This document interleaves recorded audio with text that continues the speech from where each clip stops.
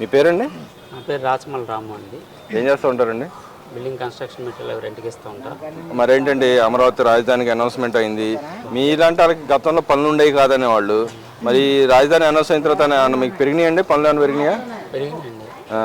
గత ప్రభుత్వం వచ్చినప్పుడైతే పూర్తిగా డౌన్ అయిపోయి వ్యాపారాలు లేక నెలసరికి అద్దెలు కట్టాలన్నా కూడా చాలా ఇబ్బంది అయిపోయేది. ఆ సిమెంట్ సిండికేట్ చేసి వాళ్ళు చెప్పిన రేట్కి అమ్మటం, ఇసుక బ్లాక్ చేయటం, నిర్మాణ వర్కర్లందరికీ కూడా చాలా ఇబ్బంది అయిపోయింది. ఇప్పుడంటే గవర్నమెంట్ మారిందో ఐరన్, ఇసుక, సిమెంట్ అన్నీ అందుబాటులో వచ్చినాయి. ఇల్లు కట్టుకున్న వాళ్ళు కూడా కట్టుకునే సరే వర్కర్లందరూ కూడా పన్ను పెరిగినాయి.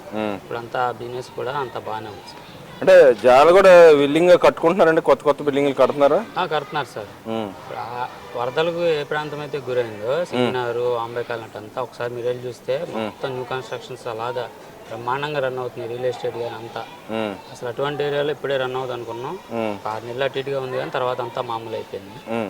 అంటే అక్కడ మరి మునిగిపోవడానికి గవర్నమెంటే కారణం అని చెప్పి గతంలో అన్నారు. నిజంగానే గవర్నమెంట్ మూలనే ఆ ఏరియా మునిగిపోయిందంటారు, లేకపోతే ఆకస్మిక వరద వల్ల మునిగిపోయిందంటారా? ఆకస్మిక వరద వల్లే సార్. ఇప్పుడు అనుకున్న దానికన్నా ఎక్కువ ఫ్లోటింగ్ వచ్చినప్పుడు చంద్రబాబు గారు మాత్రం ఏం చేస్తారు, అధికారిని అప్రమత్తం చేస్తారు కానీ అటు నుంచి ఆపండి అని చెప్పలేరు కదా సార్. అక్కడ కట్ట వీక్గా ఉంది, అక్కడ తెగిపోయింది. అది ఆటోమేటిక్గా బుడమేరులో ఎక్స్ట్రా ఫ్లోటింగ్ వచ్చేసరికి ఎటైతే డౌన్ ఫాల్ ఉందో అటు మొత్తం ముంచేసింది. వెంటనే మంత్రి రామానాయుడు గారు ఎంత యుద్ధ ప్రాతిపదికన అదంతా చేపించి వాళ్ళ ప్రయత్నం వాళ్ళు చేసి అందరినీ సేవ్ చేశారు. అంటే కృష్ణానదిలో నీళ్లు కిందకు వదలకుండా ఆపటం వల్ల మునిగిపోయిందని చెప్పి అంటా ఉన్నారు అప్పట్లో. కృష్ణానది నీళ్ళు అటు వదులుతానే ఉన్నారు. ఇటు పక్క వచ్చే మొత్తం ఫ్లోటింగ్ ఎక్కువైపోవడం వల్ల ఇటు ఇదైంది. మరి ఇక్కడ చూసుకుంటే అమరావతి వచ్చింది, దానివల్ల మీలాంటి వాళ్ళకి కన్స్ట్రక్షన్ వర్క్ చేసేవి కాబట్టి మీకు ఇలాంటి వాళ్ళకి అవకాశాలు దొరుకుతున్నాయి అంటారా? అమరావతిలోనా సార్? దొరుకుతున్నాయి సార్. కాంట్రాక్ట్ ఎవరైనా ఒప్పుకునేది, వర్కులు మాత్రం విజయవాడ, గుంటూరు ఇటుపక్క వాళ్ళ వర్కర్లు అందరూ వెళ్తున్నారు. ఇక్కడ మీద 100-200 ఎక్కువ అమౌంట్ ఇచ్చే శుభ్రంగా పని చేసుకున్నారు. అక్కడ అన్న క్యాంటీన్ అయి ఉండబట్టి వారం అంతా పని చేసుకొని వారం పేమెంట్ తీసుకుని ఆదివారం ఒక రోజు ఇంటికి వచ్చి మళ్ళీ వెళ్తా ఉన్నారు. రూపాయి కూడా ఎక్కువ కనపడుతుంది ఇక్కడ ఉన్న దాని మీద. అంటే ఇప్పుడు అక్కడ కొత్త కొత్త బిల్డింగ్ రావడం వల్ల మీకేం ఉపయోగం ఉందంటారు? కొత్త కొత్త బిల్డింగ్లు రాకపోయినప్పుడు వర్క్ జరుగుతుంది అక్కడైనా వర్కర్లందరూ ఇక్కడ నుంచే కదా సార్ వెళ్ళేది. ఇప్పుడు దానివల్ల ఇప్పుడు ఇక్కడ 1000 రూపాయలు ఇచ్చేవాళ్ళు అక్కడ 1200-1300 ఇచ్చి తీసుకెళ్తున్నారు. ఎక్స్ట్రా కంటిన్యూ నైట్ పగలు చేపించుకున్నారు. ఇక్కడ ఒక రోజు సాయంత్రానికి 1 మాసం తీసుకున్నా, అక్కడికి వెళ్ళి 2 మాసాలు డబుల్ మాసం తీసుకోగలుగుతున్నారు. మరి ఆ రకంగా ఉపయోగపడ్డట్టే కదా సార్ వర్కర్లకి. అంటే మీ చేతి నిండా సంపాదన మిగులుతుందంటారా? సంపాదన ఉంటున్నట్టే సార్. వాళ్ళ ఖర్చులో ఒక పూట అయిపోయినా మిగతా రూపాయి అనేది వారం రూపాయి కనపడుతుంది. గతంలో అనేది లేదు సార్. అసలు బ్రిడ్జ్ సర్కిల్ దగ్గర అక్కడ నుంచొని అన్ని రకాలుగా తిట్టుకుంటా పని లేదని చెప్పి ఎంత కొంతకి ముందు వాళ్ళు ఉంటే చాలు, అన్నం తింటే చాలు అనేది అన్నా క్యాంటీన్ కూడా తీశారు. రూపాయి ఉన్నప్పుడు ఇప్పుడు రూపాయి వస్తుంది. అన్నా క్యాంటీన్లు అన్ని అందుబాటులో ఉన్న అన్ని ఏరియాల్లో ప్రజలకి తక్కువలో ఖర్చులు వెళ్ళిపోతున్నా రూపాయి కనపడుతుంది. అంటే ఈ కూటమి ప్రభుత్వం అప్పు తెస్తున్నారు తప్పితే ఎవరికేం పేద ప్రజలకి ఏం పంచట్లేదు, డబ్బులు ఇవ్వట్లేదు.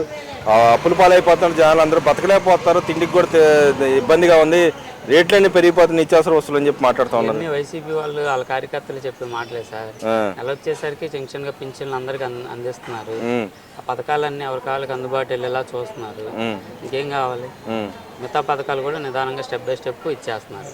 ఇప్పుడు మీరు బిల్డింగ్ కన్స్ట్రక్షన్ చేస్తున్నారు కాబట్టి ఓ బిల్డింగ్ కట్టాలంటే ఎన్ని రోజులు పట్టిద్దండి?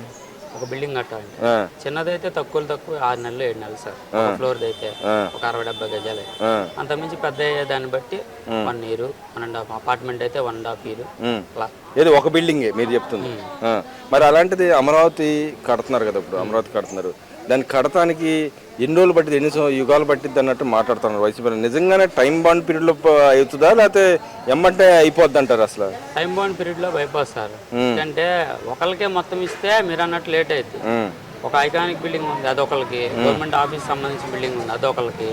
అలా స్టెప్ బై స్టెప్ టెండర్లు పిలుచుకొని మంచి క్వాలిటీతో కన్స్ట్రక్ట్ చేసే వాళ్ళకి టైం పీరియడ్ పెట్టి చంద్రబాబు గారు ఆ టైంలోపు క్వాలిటీగా కన్స్ట్రక్ట్ చేసి అప్పచెప్పమని ఎవరి కాళ్ళకి ప్రపోజల్ పెడతారు. ఈ 3 ఏళ్ళలో మొత్తం కంప్లీట్ అయిపోద్ది. నెక్స్ట్ 5 ఏళ్ళు అనేది దాని ఫలితం అనేది చెట్టు కాసిన తర్వాత ఆ కాయ ఉందని టైం వస్తుంది కదా. నెక్స్ట్ మన వాళ్ళకి జాబులు రావటం, అందరూ ఇప్పుడు ఎక్కడ జాబ్ చేస్తున్నారంటే పలానా తమిళనాడు, పలానా బెంగళూరు అని చెప్తున్నారు. ఆ నెక్స్ట్ 5 ఏళ్ళు ఏంటంటే మేము మా ఆంధ్రప్రదేశ్లో చేస్తున్నాను చెప్పుకున్నాగా రెడీ అయ్యి. అంటే మీరు ఒక వర్కర్గా ఉండే మీరే ఇన్ని మాటలు చెబుతుంటే వైసీపీ నాయకులకి ఎందుకు అర్థం కావట్లేదు అంటారు? ఈ రోజు అయిపోద్ది అని చెప్పాడు చంద్రబాబు నాయుడు, ఇప్పుడు కట్టలేనని చెప్తా ఉన్నాడు అని చెప్పి అంటా ఉన్నారు. నిజంగానే ఏదైనా ఒక ప్రాజెక్ట్ చేయాలంటే ఎన్ని రోజులు పట్టిద్దండి మామూలుగా? అక్కడ ఉన్న ఈ లేటెస్ట్ స్టాండర్డ్స్కి ప్రపంచ రాజధాని మోడల్ చేయాలన్నదానికి కాస్త నాలెడ్జ్ అనేది అవసరం సార్. అది నాలెడ్జ్ ఉన్న వాళ్ళకి ఎంత టైం పట్టిద్ది అనేది తెలిసిద్ది. 5 సంవత్సరాలు ఏ రాజధాని అని లేకుండా దాటేసేసి ఇప్పుడు వచ్చేసేసి మచిలీపట్నం, విజయవాడ, గుంటూరు మావిగన్ అని చెప్పి ఆయన గవర్నమెంట్లో లేవా ఏంటి? మచిలీపట్నం లేదా, విజయవాడ లేదా, గుంటూరు లేదా? అప్పుడు గుర్తురాని మావిగన్ ఇప్పుడు ఎందుకు గుర్తొచ్చింది ఆయనకి? అంటే ఇప్పుడు ఆయన చెప్తాను 110 కిలోమీటర్ల దగ్గర ఉన్న రాజధాని పెట్టుకుంటే సరిపోదు కదా, అక్కడ తక్కువ ఖర్చులు అయిపోద్ది అంటున్నాడు. నిజంగానే తక్కువ ఖర్చులు బిల్డింగ్లు అన్నీ అయిపోతాయి అంటారు? ఆ రోడ్డు బారుతా ఏదైనా కానీ స్థలం వాల్యూస్ పెరుగుతాయేమో కానీ కన్స్ట్రక్షన్ అనేది ఎక్కడైనా ఉంటాయి సార్. అక్కడ అయ్యే రూపాయి ఇక్కడ అయింది. కొంచెం స్టాండర్డ్స్ అన్ని రకాల చూసి కట్టేటప్పుడు ₹1 ఎక్కువ అయింది కానీ తక్కువ అవదు.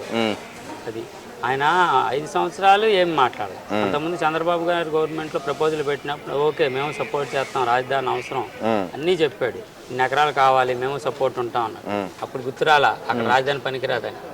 తర్వాత 5 ఏళ్లలో మాత్రం ఆయనకు అవసరం లేదని చెప్పి ఇక్కడ ఏంటంటే ఇప్పుడు హైదరాబాద్ని ఎవరు తలుచుకున్నా ఫస్ట్ చంద్రబాబు పేరే తెలుస్తున్నారు. అమరావతి కూడా అలాగే చంద్రబాబు పేరు వస్తుందన్న ఒక యుగో తప్ప జగన్మోహన్ రెడ్డి గారికి డెవలప్ చేయాలన్న ఇది లేదు. దానివల్ల ఆపటం తప్ప అసలు ఆయన గతంలో 3 రాజధాని అనౌన్స్ చేశాడు. ఇప్పుడు 3 రాజధాని మావిగాని అని చెప్పి అనౌన్స్ చేశాడు. మరి ఏదైనా ఒకటాన్ని కట్టగలిగాడు అంటారా? రేపొద్దున ఆయన వచ్చినా కట్టగలుగుతాడంటారా? ఆయన అయితే కట్టలేరు సార్. మాటలతో కోటలు దాటించడం తప్ప ఏం లేదు.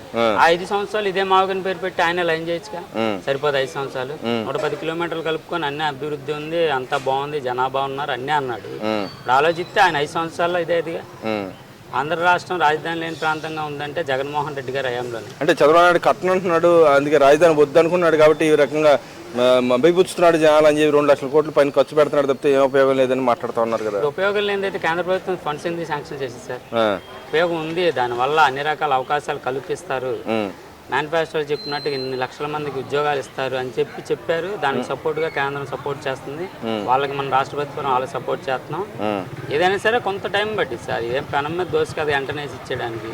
కన్స్ట్రక్షన్స్ అన్ని రకాల ఎస్టాబ్లిష్మెంట్స్ అన్నీ చూసుకొని చేసేసరికి ఒక ప్రాసెస్లో వెళ్తూ ఉన్నప్పుడు టైం పట్టి. అంటే ఇప్పుడు అక్కడ మనం చూసుకుంటే ఇక్కడ బయట అయితే రోడ్డు మీద కేబుల్స్ అవన్నీ ఉంటాయి. ఈ అండర్ గ్రౌండ్లో కేబుల్ వేయాలంటే ఎంత ఖర్చు అవుతుందండి? దీని మీద కొంచెం ఎక్కువ అయింది.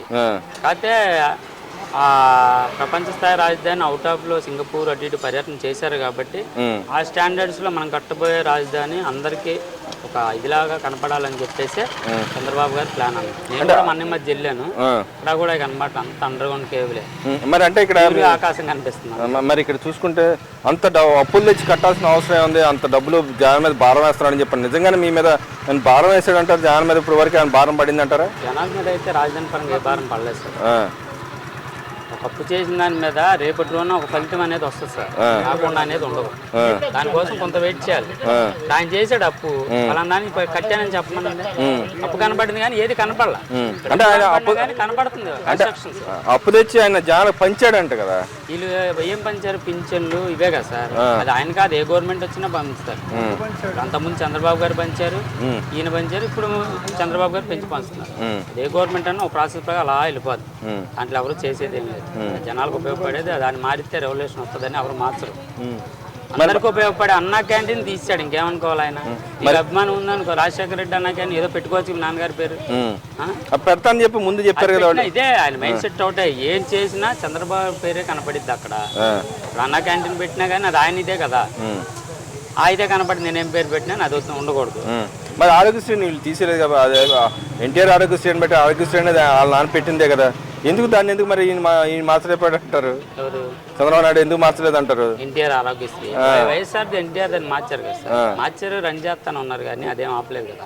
బకాయిలు ఉన్నాయి, కొన్ని ఆయన హయాంలో ఉన్నాయని అది నిదానం పెండింగ్ క్లియర్ చేస్తా ఉన్నారు, మళ్ళీ రన్ అవుతానే ఉన్నారు. మరి ఇక్కడ చూసుకుంటే ఇవాళ నిన్న కోర్టు కూడా, హైకోర్టు కూడా ఒక వ్యాఖ్యలు చేసింది. సోషల్ మీడియాలో ఇష్టాన్ని రీతిలో చేసే వాళ్ళు పోస్టులు పెట్టాలని ఎందుకు అరెస్ట్ చేయకూడదు, వాళ్ళని ఎందుకు జైలు వేయకూడదు అని అడిగింది. నిజంగానే ఇష్టాన్ని రీతిలో పెట్టే వాళ్ళని అరెస్ట్ చేయాలంటారా? అరెస్ట్ చేయాలి కదా సార్, లేకపోతే ఎక్స్క్లూడ్గా వాళ్ళు నచ్చినట్టుగా ఒక మంచి మనిషిని ఇష్టం వచ్చినట్టు మాట్లాడే అన్ని పరిస్థితి దెబ్బతీస్తే అది కరెక్ట్ కాదు కదా. మరి అలాంటి వాళ్ళకి ఏం శిక్ష చేయాలంటారు? బెయిల్బుల్ కేసులు అనేది ఇస్తేనే సార్ దేనికైనా. రెండోసారి వాళ్ళు ఏదో అంటున్నారు, వాళ్ళ తర్వాత రాజకీయ నాయకులు వచ్చి ఇడిపించుకొని వెళ్ళిపోతున్నారు. అలా జరగబట్టే కదా. అలాంటి నాన్ బెయిల్బుల్ ఇస్తే రెండోసారి అమ్మ ఇంకా మనకి ఏ బెయిల్ ఉండదు, ఎవరు రాడరా బాబు అని అన్ని మూసుకొని కూర్చుంటారు.